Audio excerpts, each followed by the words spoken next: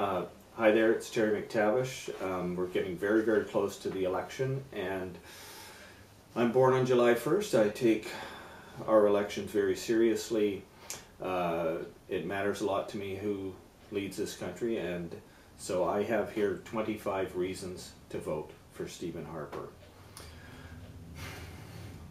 If you think it's democratic for a leader elected with a 37.6% minority to act like he has the support of the majority of Canadians while ignoring their wishes, then vote for Steve. If you think it's a bold man who takes credit for Canada's relative economic stability when it was actually the banking regulations that he wanted to dismantle that protected us, then vote for Steve.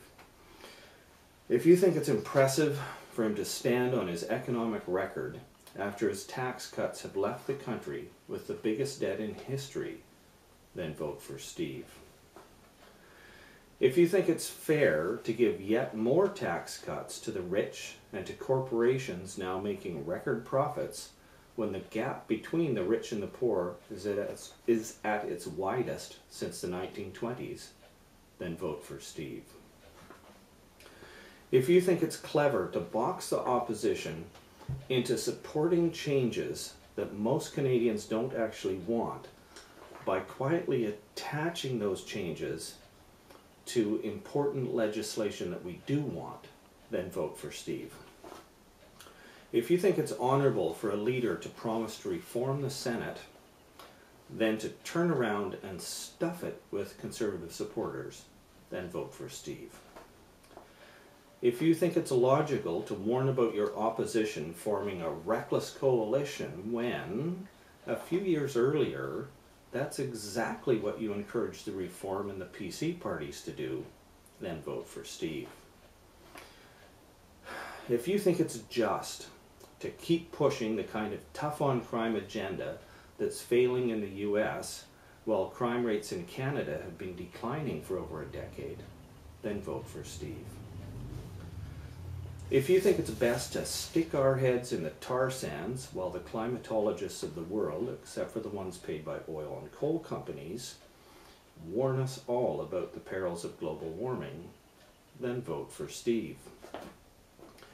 If you think it's reasonable to give your committee heads a 200-page handbook on how to disrupt parliamentary committees and then claim that you can't work with the opposition, vote for Steve.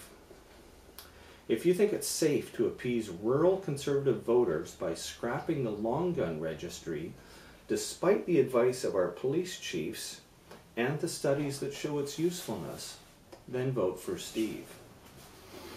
If you think it's focused to refuse to answer questions from the press because they might challenge your carefully crafted election pitch, then vote for Steve.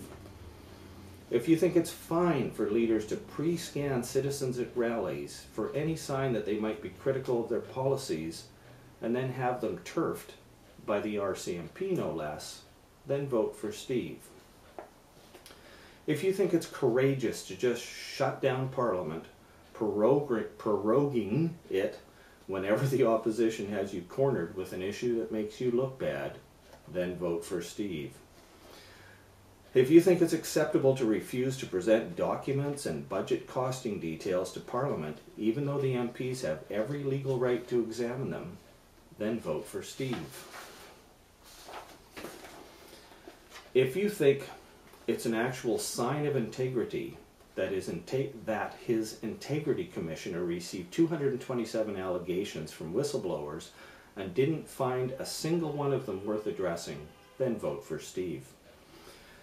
If you think it's likely that a leader who believes in the evangelical concept of the end times is doing his very best to deal with the ecological challenges that our planet faces, then vote for Steve. If you think it's intelligent to appoint a science minister who won't say if he accepts the principle of evolution because of his private religious beliefs, then vote for Steve. If you think it's expedient to just axe the funding of organizations that most Canadians value so we don't have to hear the troublesome news about them being shut down, then vote for Steve. If you think it's efficient to use old quotes that praise the Liberals' post-9/11 security spending to make it look like the Auditor General approves of the $1.2 billion spent on the G8G20 fiasco, then vote for Steve. If you think it's rational to get rid of the long-form census so our leaders don't have to bother with inconvenient facts that don't align with their ideological goals, then vote for Steve. If you think it's beneficial to restrict the access of the press to government scientists and bureaucrats so they can't release any information without the PMO's say-so, then vote for Steve. If you think it's enlightened to have a leader who doesn't seem to care much for all those pesky artists and all their talk about the value of Canadian culture and stuff, then vote for Steve. If you think it's manly to cut the funding to all those women's groups that fight for equality and set up those shelters for battered wives and stuff, then vote for Steve. If you think it's cool to replace all of the photos of prominent parliamentarians in the Conservative lobby on Parliament Hill with pictures of Stephen Harper, well, that's what he did, so vote for Steve. If, for some reason, you don't want to vote for Steve, and you don't want him to get a majority, you can go to projectdemocracy.ca and find out which candidate in your riding is most likely to beat the Conservative candidate. Get out and vote.